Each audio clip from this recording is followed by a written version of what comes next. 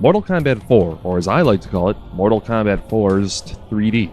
I know people love this game, and I had it too, on Nintendo 64 and later on Dreamcast, but they went wrong here, and I'll tell you why. The aspects of Mortal Kombat that made Mortal Kombat, were now pretty much gone. So allow me to pick apart the good and the bad for you. Luckily, I don't have to tell you the story, because Raiden did it already, so I'll just let him take over in a very strangely familiar voice. Thousands of years ago, in a battle with the fallen elder god known as Shinnok, I was responsible for the death of an entire civilization.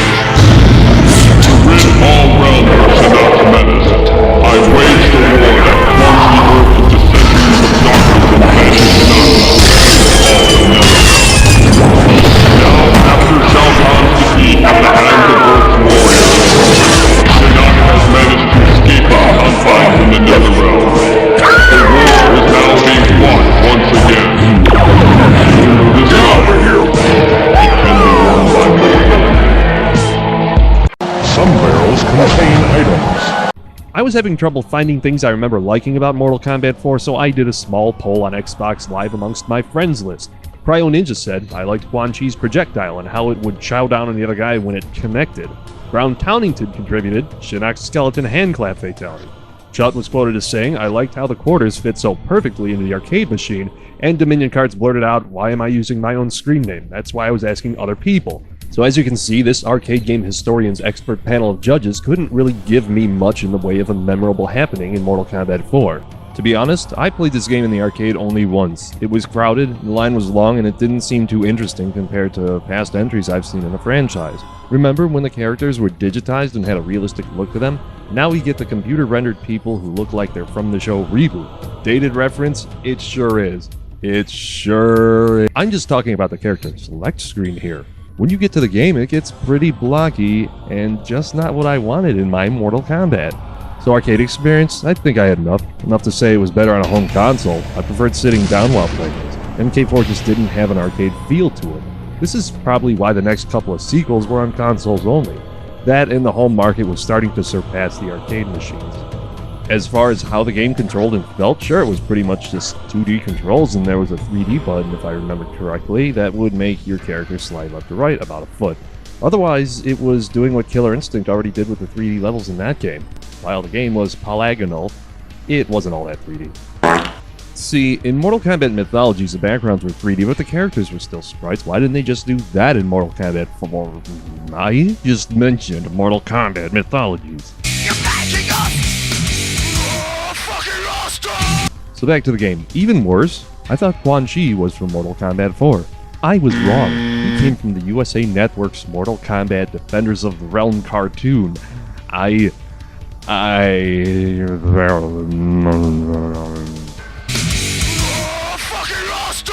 So I've mentioned way too many things I didn't like about the game, so what about what I do like about this game? Well, there was one thing that really stood out I liked about it.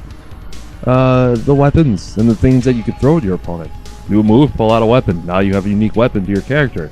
If you got hit only once, you would drop the weapon and the other character could pick it up. That was nifty. I also like that you could just chuck the weapon and take a good bit of damage out of the other guy if it connected. Have I left anything out yet? Yes, I did. Let's just say it rhymes with, hey pal, hit me. This wasn't shocking or anything. Let me show you how a Mortal Kombat 4 fatality looked to me. You take a Lego man, you remove selected body part, you add a lot of blood, Mortal Kombat 4 fatality. This is what it looked like, this is what it felt like, and this is what it should not have been. Even on the original arcade level, this failed so badly. They took out the comical element of Mortal Kombat 3's fatalities, thank God, and made the 3D fatalities look comical. Not on purpose, mind you. They were trying to make the game gritty and scary like the first Mortal Kombat, but the technology was not there yet to do this. Yet they chugged on ahead anyway for some reason. As for the characters, forgettable. People still love this game, and I'm not sure why. Just playing again gives me nausea, and I can't get into it. There were the home versions on these systems, including the Dreamcast, which had a gold version bringing back some of the old favorites, but meh.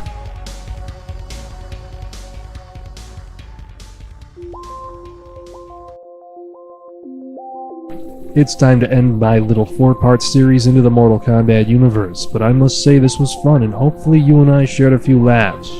This felt like I was visiting the grave of a very influential relative and remembering all the good times we had together. There were more Mortal Kombat games, but aside from the newest, I wouldn't bother with them. And yes, I ripped on Mortal Kombat 3 and 4 pretty harshly, but I still played them a ton, enjoyed them, and there's always a place for them in my memories, right next to 1 and 2. But going a little deeper than I usually do in my recalls, during those young, confusing, and turbulent times in my past, with people just trying to push an honest loner like me over the edge, it was nice to have something that was a constant. The blood and gore was there, but it gave me a sense of peace. Somehow knowing that the violent tendencies within me had a place where they could run free and not cause harm to others, because as we all know, video game violence turns people into murderers and other human evils. But hey, it's time for my old familiar catchphrase. Arcade Pass, let's make it last. Thanks for your time.